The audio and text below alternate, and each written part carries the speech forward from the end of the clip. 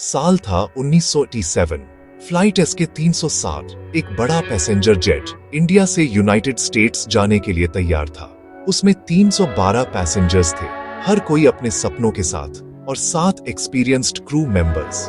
दिन एकदम परफेक्ट था, आसमान साफ था, कोई प्रॉब्लम नहीं लग रही थी। प्लेन ने उड़ान भरी और ब्लू आसमान में ऊपर जाता गया। 45 मिनट तक सब नॉर्मल था।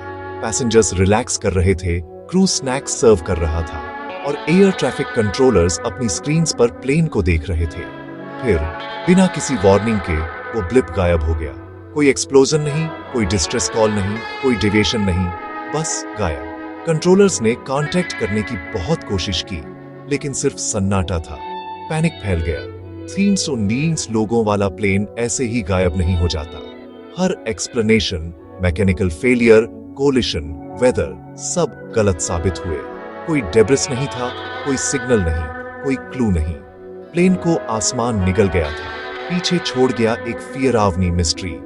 फैमिलीज न्यूज का इंतजार करती रही, जो कभी नहीं आई। दुनिया के पास सिर्फ एक ही सवाल था, एक मॉर्फियन एयरलाइनर ऐसे ही कैसे गायब हो सकता है। इस तरह एविएशन की सबसे बड़ी पहेलियों में से एक शुरू हुई। इस गायब होने की वजह से एक बहुत बड़ी इंटरनेशनल खोज शुरू हुई। मिलिट्री शिप्स और एयरक्राफ्ट ने ओशन को खंगाला, लेकिन कुछ नहीं मिला। न कोई मलबा, न ऑयल स्पिल, न मेटल का एक टुकड़ा। हफ्ते महीनों में बदल गए, उम्मीद धूमिल हो गई, उसकी जगह दुख ने ले ली। खोज बंद कर दी गई, केस बंद हो गया, लेकिन मिस्ट्री बनी रही। ये कहानी हेडलाइन से गायब हो गई, पायलट्स के बीच एक गोस्टिया कहानी बन गई। 10 साल तक परिवार बिना किसी जवाब के शोक मनाते रहे। दुनिया आगे बढ़ गई, लेकिन जख्म कभी नहीं भरा। एसके 360 आसमान के अनसुलझे मिस्ट्रियों का सिंबल बन गया। 10 साल बाद 21 अक्टूबर 1907 को अर्जेंटीना के एक शांत एयरपोर्ट के रडार पर एक अनशेड्यूल्ड ब्लिप अपीयर्ड। कंट्रोलर ने कांटेक्ट करने की कोशिश की, कोई जवाब नहीं। Transponder code SK 307। हैरान होकर उसने अपने सुपरवाइजर को अलर्ट किया। डेटा क्लियर था, गोस्टिया फ्लाइट असली थी और पास आ रही थी। इमरजेंसी प्रोटोकॉल शुरू हो गए। Security teams sprang into action. जल्द ही रात के आसमान में लैंडिंग लाइट्स दिखाई दी। प्लेन एक पुराना मॉडल था, खराब और अजीब लग रहा था। बस स्मूथली लैंड हुआ, फिर टर्मैक पर बिना हिले डुले खड़ा रहा। कोई दरवाजा नहीं खुला, कोई बाहर नहीं आया। एयरफील्ड शांत, तनावपूर्ण था। घंटों बीत गए इससे पहले कि अधिकारी पास जाने की हिम्मत कर पाते। उन्होंने केबिन का दरवाजा शेला, अननोन के लिए तैयार थे। ठंडी बासी हवा की एक लहर बाहर निकली। अंदर सीन टाइम में फ्रीज हो गया था। हर सीट पर कंकाल बैठे थे, 1980 के कपड़ों में। लगेज रखा था, खाना आधा खाया हुआ था, सीट बेल्ट बंधी हुई थी। जैसे समय रुक गया हो, सिर्फ मौत को पीछे छोड़ गया हो। इम्पॉसिबल लैंड हो गया था, एक गोस्टिया प्लेन 10 साल लेट। अथॉरिटीज को एक बुरे सपने का सामना करना पड़ा। प्लेन का बाहरी हिस्सा जंग खाया हुआ और गंदा था, जैसे डिकेडों पुराना हो।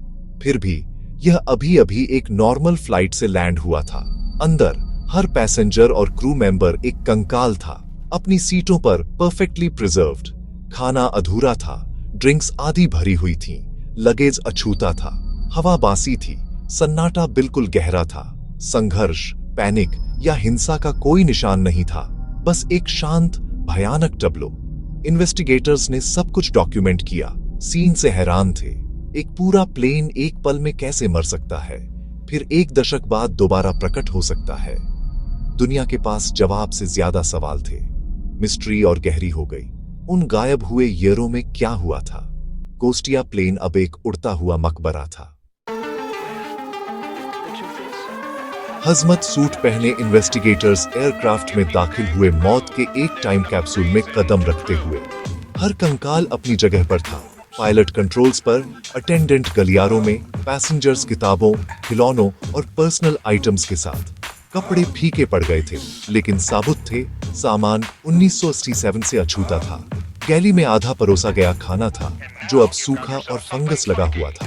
हिंसा या पैनिक के कोई निशान नहीं थे, सब क्वाइटी से मर गए थे। सीट बेल्ट बंधी हुई थी, जैसे जिंदगी बस रुक गई हो।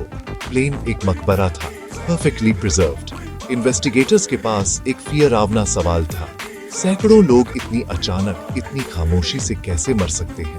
सबूत लॉजिक को चुनौती दे रहे थे। मिस्ट्री अब भी सुलझनी शुरू ही हुई थी।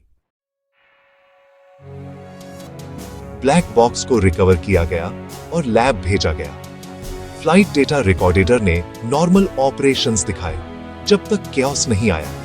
इंस्ट्रूमेंट्स खराब हो गए, रीडिंग तेजी से ऊपर नीचे होने लगी, फिर साइलेंस। कॉकपिट वॉइस रिकॉर्डेटर रूटीन बातचीत से शुरू हुआ।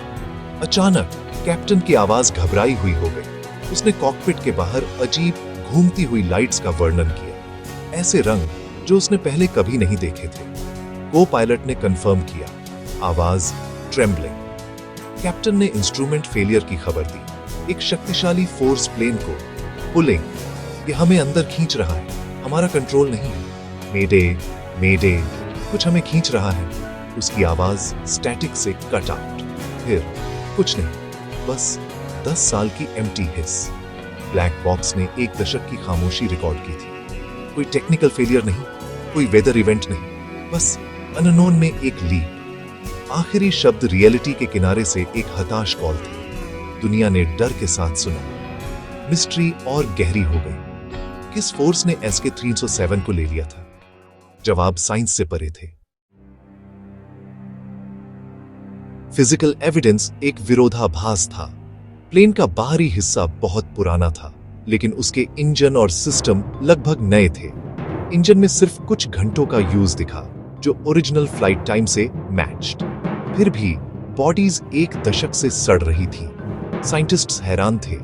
मेटल और फ्लैश के लिए समय अलग तरह से कैसे बीत सकता है? Theories emerged, time loops, dimensional rifts, cracks in reality.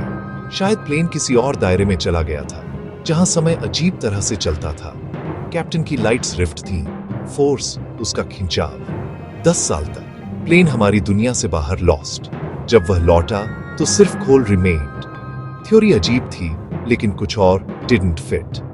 Plane पुराना और नया दोनों था, एक विरोधाभास जिसे साइंस कुडंट सॉल्व। आसमान ने अपना रहस्य वापस दे दिया था, लेकिन उसका नो मीनिंग। केस अभी भी खुला है। प्लेन एक मिलिट्री हैंगर में लॉक्ड। SK-307 अब एक लेजेंड है, पायलट्स और एयर ट्रैफिक कंट्रोलर्स के लिए एक गोस्ट स्टोरी। कुछ दावा करते हैं कि उन्हें रडार पर उसका गोस्टली ब्लिप दिखता है, फ्लीटिंग और अनएक्सप्लेन्ड। दूसरे रेडियो पर एक हताश आवाज सुनने की रिपोर्ट करते हैं, शून्य से कॉलिंग। अधिकांश इसे मिथक मानते हैं, लेकिन कुछ मानते हैं कि खोई हुई फ्लाइट अभी भी आसमान में वॉन्डर्स। ये कहानी एक फियरावनी याद दिलाती है। आसमान में हमारी समझ से परे रहस्य है। हम इसे कॉन्फिडेंस में पार करते हैं, लेकिन हम रहस्य के दायरे में सिर्फ विजिटर्स हैं। कभी कभी एक साफ रात को हमें SK-307 रिमेंबर और सोचते हैं कि आसमान और क्या हाइडिंग। लेजेंड कायम है, समय और स्पेस में echoing. The skeleton of the sky अनसुलझा रहता है, दुनिया की कल्पना पर एक परमानेंट स्कार।